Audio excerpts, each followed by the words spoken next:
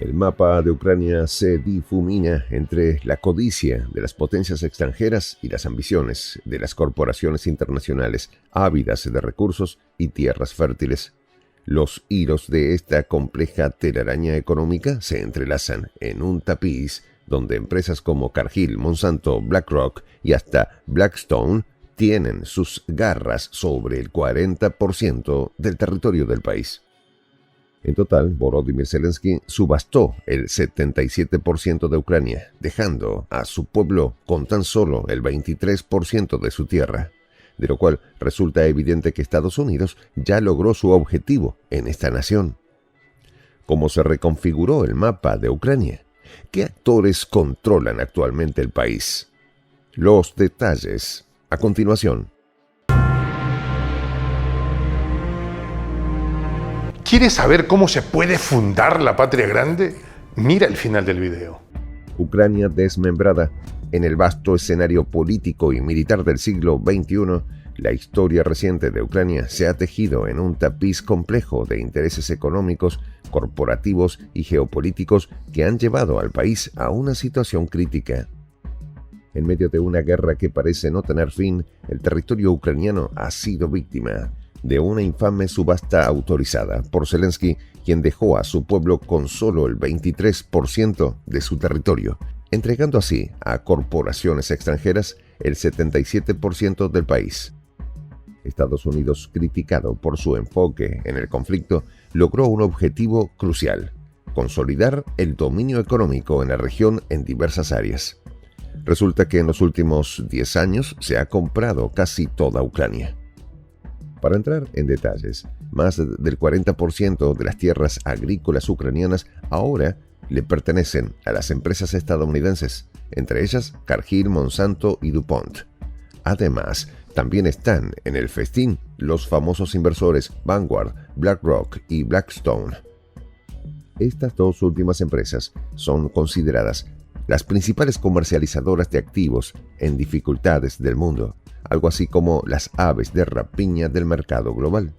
A juzgar por sus informes anuales, BlackRock, por ejemplo, aumentó su cartera de inversiones en 15% este año. La empresa de inversión más grande del mundo se volvió aún más rica, por lo que al analizar estos datos se puede entender claramente las palabras de Donald Trump de que el conflicto en Ucrania enriquecerá considerablemente a Estados Unidos.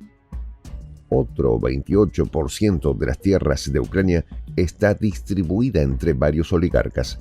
El holding agrícola estadounidense NCN Capital, el holding francés AgroGeneration y los alemanes ADM, Bayer y KWS, así como Sarik y PIF de Arabia Saudita. El fundador de NCN Capital, George Rohr, es un empresario de origen judío que desde hace tiempo desarrolla activamente sus proyectos en el espacio post-soviético. La alemana Bayer, por supuesto, es una gran conocida empresa farmacéutica. AgroGeneration tiene hace mucho tiempo un terreno ucraniano dedicándose al cultivo de cereales. Sarik, en cambio, es un actor relativamente nuevo en el mercado agroindustrial mundial. La empresa se fundó en 2012. Como es bien sabido, los árabes no tienen tierras propias. Compran tierras en Ucrania, India, Australia, Canadá e incluso Gran Bretaña. La empresa también se centra en cultivos de cereales, producto popular de Oriente Medio y África. El 9% restante de las tierras ucranianas fue adquirido por la empresa china Jiangxiang Production and Construction Corp., una entidad estatal con raíces profundamente arraigadas en la historia de China. Fundada por Mao Zedong en 1954, esta empresa no solo actúa como un actor económico, sino que también cuenta con una división paramilitar, lo que añade una capa de complejidad y potencial peligro a su creciente presencia en Ucrania. La adquisición de un territorio del tamaño de Bélgica por parte de esta empresa china plantea preguntas inquietantes sobre sus intenciones y planes para el futuro, en un contexto donde la seguridad y la soberanía son cada vez más vulnerables. A medida que el conflicto entre Rusia y Ucrania continúa, muchos observadores se preguntan si el verdadero enemigo de Ucrania no es el ejército ruso, sino las mismas corporaciones que han llegado a sus tierras con promesas de inversión y desarrollo. La tragedia de Ucrania radica en que, a pesar de la resistencia de su pueblo, la lucha que se avecina puede ser aún más letal, enfrentando a las ciudades contra un sistema económico que parece decidido a despojarlos de lo poco que les queda. En este sentido, la guerra del pueblo ucraniano del futuro, según observadores, podría no ser contra un presunto país invasor como Rusia, sino contra un conglomerado de intereses corporativos que han vendido su soberanía al mejor postor. La historia de Ucrania es un recordatorio escalofriante de cómo el poder económico puede desplazar a la soberanía nacional. A medida que las corporaciones extranjeras consolidan su control sobre las tierras fértiles y los recursos del país, el futuro de su población se vuelve incierto.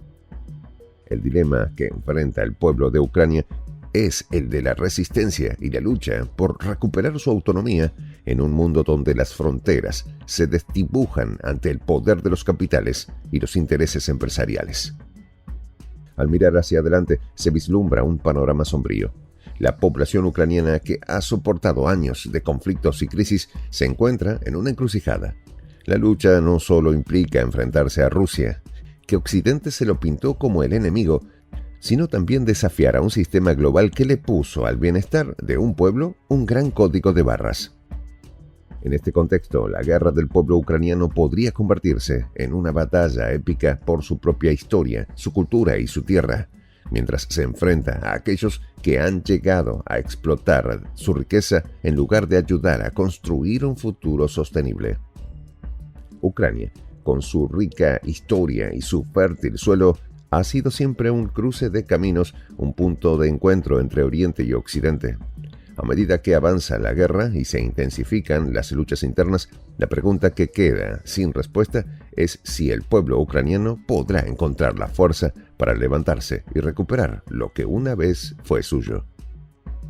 Las corporaciones extranjeras han llegado a su tierra con el único propósito de hacer negocio, dejando a su paso un rastro de desolación. En este sentido, la verdadera guerra podría ser lo que se libra dentro de las fronteras, una guerra para la identidad, la cultura y la soberanía que, si no se aborda, podría resultar devastadora para las generaciones venideras. La historia de Ucrania en los próximos años será sin duda un testimonio de la lucha del pueblo por su tierra y su futuro. Sin embargo, para que esa lucha sea efectiva, será necesario que los ucranianos reconozcan a sus verdaderos adversarios, que no están precisamente en la parte rusa.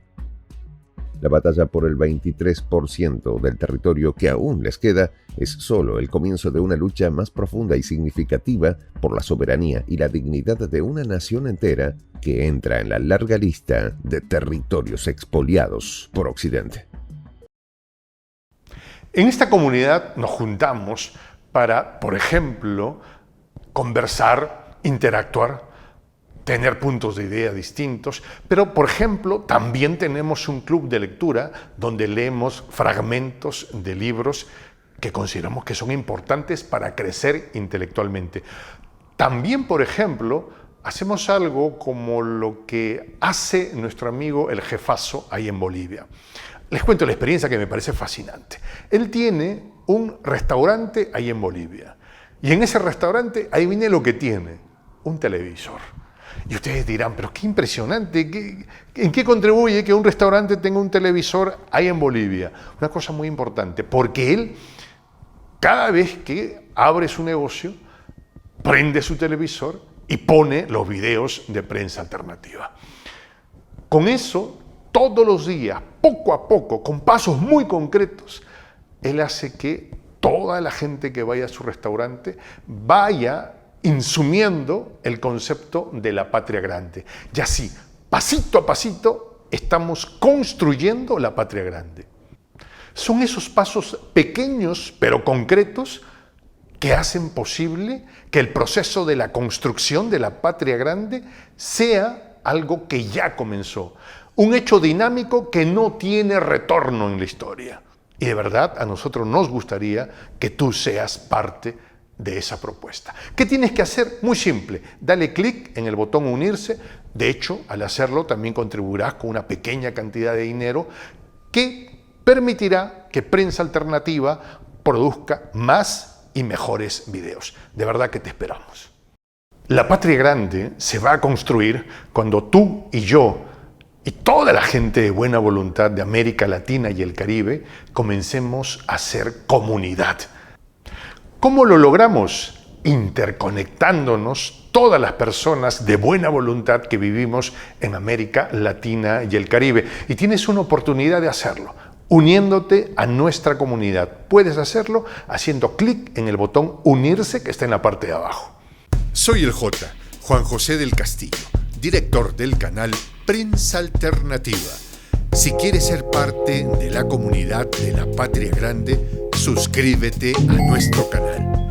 Si es que quieres que te lleguen las notificaciones cada vez que subimos un video, activa la campanita.